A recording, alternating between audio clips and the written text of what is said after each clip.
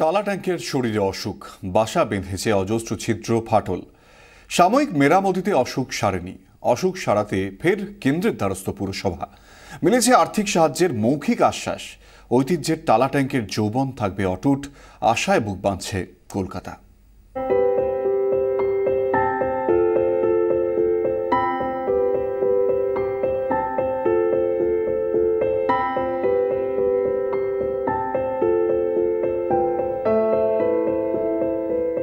বয়স মানেই বৃদ্ধাশ্রম নয়, বয়স মানে আরও একটু ভালোবাসা, আরও একটু যত্ন, আরও একটু মনোযোগ।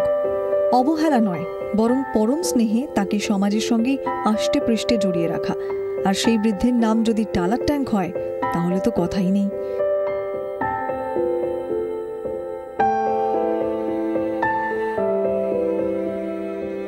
ঐতিহ্যের শরীরে নানা অসুখ, গায়ে অজস্র ছিদ্র, থামে ফাটল। পরিমাণে কম হলেও জল বেরিয়ে যাচ্ছে অবিরাম।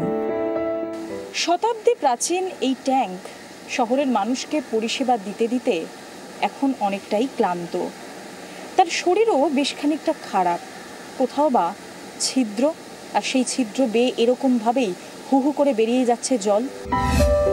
টালা ট্যাঙ্ক সারাইয়ে খড়গপুর আইআইটি, শিবপুর, যাদবপুর বিশ্ববিদ্যালয় ও রাইটসের বিশেষজ্ঞদের নিয়ে তৈরি হয় একটি কমিটি। পাকাপাকি মেরামতির নিদান দেয় ওই কমিটি। ইউপিএ 2 সরকারের আমলে JNNURM প্রকল্পের আর্থিক সাহায্য চেয়ে আবেদন করে রাজ্যের পুর ও নগর উন্নয়ন দফতর, কিন্তু প্রায় 58 কোটি টাকার অনুমোদন মেলেনি। যা যা পদ্ধতি হয় সেই প্রসেসে এই টালার জন্য জওহরলাল নেহরু আরবান রিনিউয়াল মিশনে আমরা টাকার প্রস্তাব করেছিলাম। ভারতবর্ষের সরকারের পরিবর্তন হয়েছে, আমরা জানি কাজটা কিন্তু আটকে যায় না। দুর্ভাগ্যজনকভাবে সেই টালার সংস্কারের কাজ আটকে গেছিল। কেন্দ্রে নতুন সরকার আসার পর ফের প্রকল্প রিপোর্ট তৈরি করে কলকাতা পুরসভা। টালা ট্যাঙ্কে তার পুরনো গৌরব ফিরিয়ে দিতে সাহায্যের আশ্বাস দিয়েছেন কেন্দ্রীয় নগর উন্নয়ন মন্ত্রক। পুরো প্রকল্পে খরচ পড়বে 80 থেকে 90 কোটি টাকা। 35% দেবে কেন্দ্র, 35% রাজ্য এবং বাকি 30% খরচ করবে কলকাতা পুরসভা। আমরা তো এসছি, আমরা প্রপোজ করেছি, আমরা আশা করি এটাকে অ্যাপ্রুভ করা উচিত, কারণ কলকাতার জল সরবরাহ সেইভাবে সুসংহত রাখবার জন্য, প্রপারলি ওয়াটার সাপ্লাইয়ের জন্য এটা প্রয়োজন। 7 বিঘে জমির ওপর তৈরি বিশাল আয়তাকার এক চৌবাচ্চা, 110 ফুট উঁচু, 16 ফুট গভীর, 90 লক্ষ গ্যালন জল ধরে। দ্বিতীয় বিশ্বযুদ্ধে ট্যাঙ্ককে উড়িয়ে দেওয়ার টার্গেট করে জাপান। টাইটানিক জাহাজ যে স্টিল দিয়ে তৈরি, সেই স্টিল দিয়েই তৈরি এই ট্যাঙ্ক।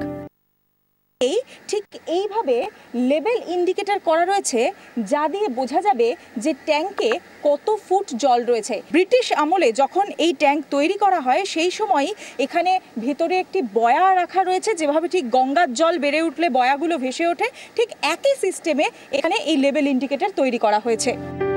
গোটা কলকাতা তো বটেই, সল্টলেক এবং আশপাশের আরও বেশ কয়েকটি পুরসভা এলাকায় ঠিক এভাবেই জল পৌঁছে দেয় টালার ট্যাঙ্ক বছরের পর বছর।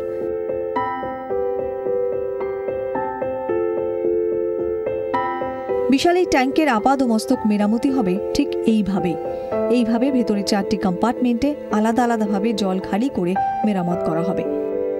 আমাদের সকলেরই কামনা রইল দ্রুত অসুখ সারিয়ে নিজের ঐতিহ্যে অটুট থাকুক ঐতিহ্যবাহী টালা ট্যাঙ্ক। 24 ঘন্টার জন্য পার্থ পাড়ের সঙ্গে দেবারতী ঘোষ, কলকাতা।